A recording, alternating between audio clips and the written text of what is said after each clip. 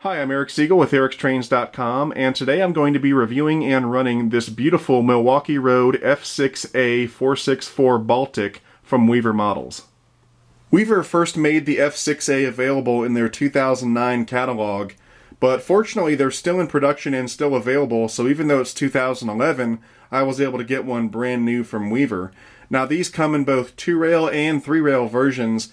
The 2-rail versions come with or without sound, and the 3-rail version comes with Lionel's TMCC command system. Now the one you're looking at right now is the 3-rail version with TMCC. This is a special engine for me because this is my first Weaver steam engine, and it's also my first brass steam engine. Now brass differs from die-cast in that the brass is a little easier to form, and so on brass models you typically see a lot more high-end intricate detailing, and that's certainly the case with this model. Okay, so let's start down here on the underside of the engine. This is a 464 steam engine, which means you have 4 wheels up here in front, 6 drive wheels, and then 4 wheels back here on the trailing truck. The underside of this engine is really well done. We've got lots of separately applied detail, such as this ladder here. That's one of my favorites. Lots of separately applied pipes and valves and so forth. The valve gear and drive rods are really well done, and they look really cool when the engine is in operation. The drive wheels are sprung, and the back 2 wheels have traction tires to give you some pulling power. All of the drive wheels are spoked, and they have these white walls that make them look really sharp.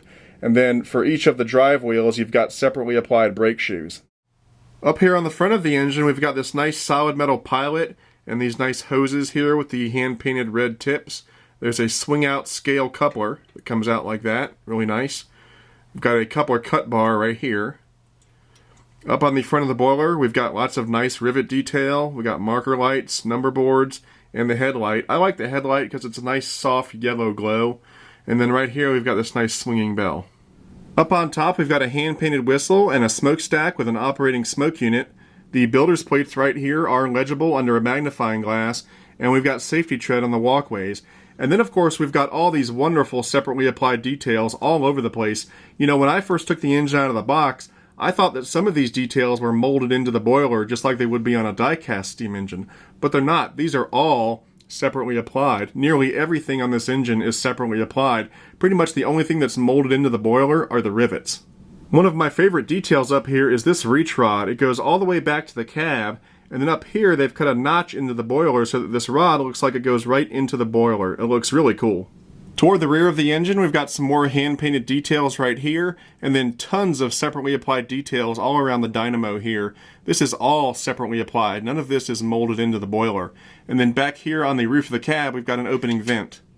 Here's a look at the inside of the cab. I'm not sure how much you can see because it's hard to get the lights in there, but on either side here, we've got simulated curtains.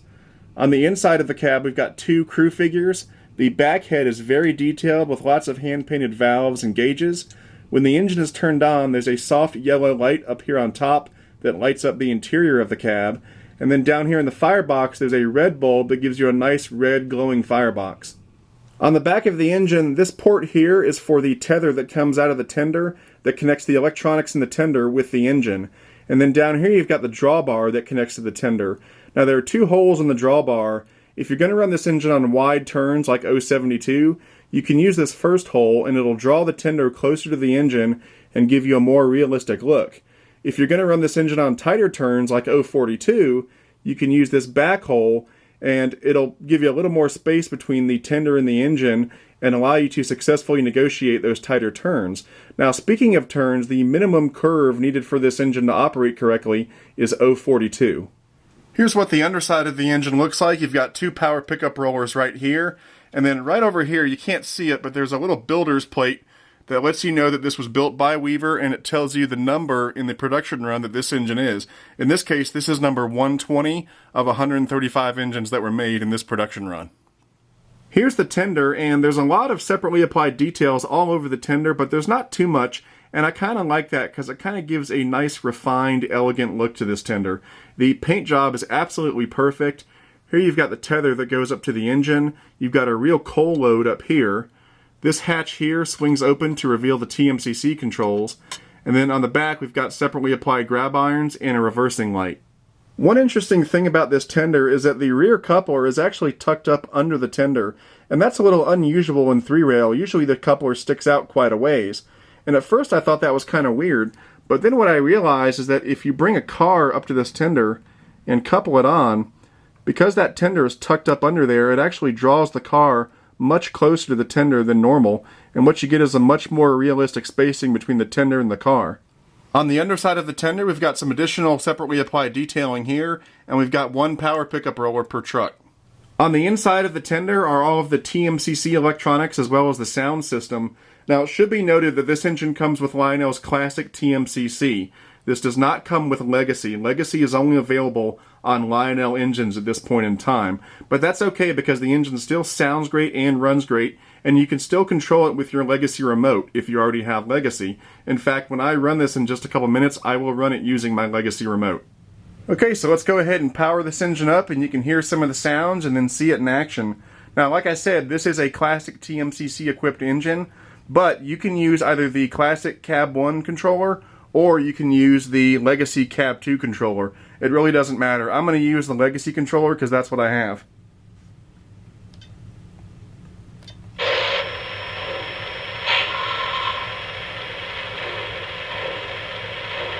Alright, first let's hear the bell. It's a really nice sounding bell. And now the whistle. I really like the whistle on this engine.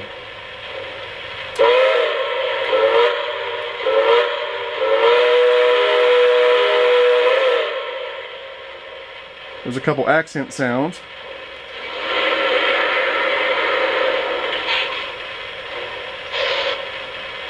Now we've got some crew talk sounds.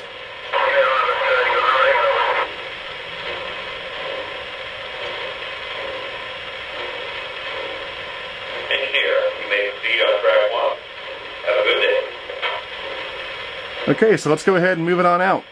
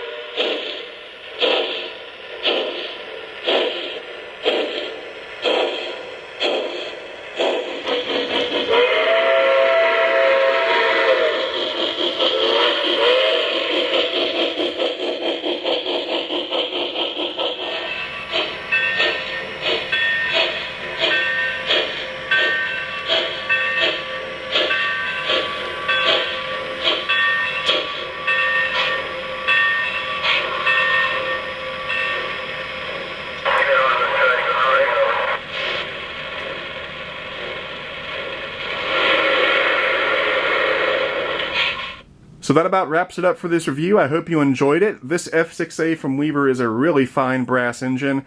If you're interested in owning one of these, they cost just over $1,000, and you can buy them directly from Weaver. You can get to them on the web at www.weavermodels.com, or you can call them at 570-473-9434. One last thing I wanted to mention is a really neat service that Weaver offers called weatherization. Basically, when you order the engine, if you pay a little extra money, Weaver will weatherize the engine for you. They will airbrush weather the engine right there at the factory to make it look dirty. And that's a really cool service that Weaver offers. And right now, no other train manufacturer offers that service. I have a lot of Weaver freight cars, and I've ordered a lot of them weatherized, and they always look fantastic. So if you want a weathered engine, but you're scared to do it yourself, consider the weatherization option from Weaver. Now, for a steam engine like this, they charge $65. For a diesel, it's $50, and for a freight car, it's an extra $15. Anyway, I'm Eric Siegel, and I'll see you next time.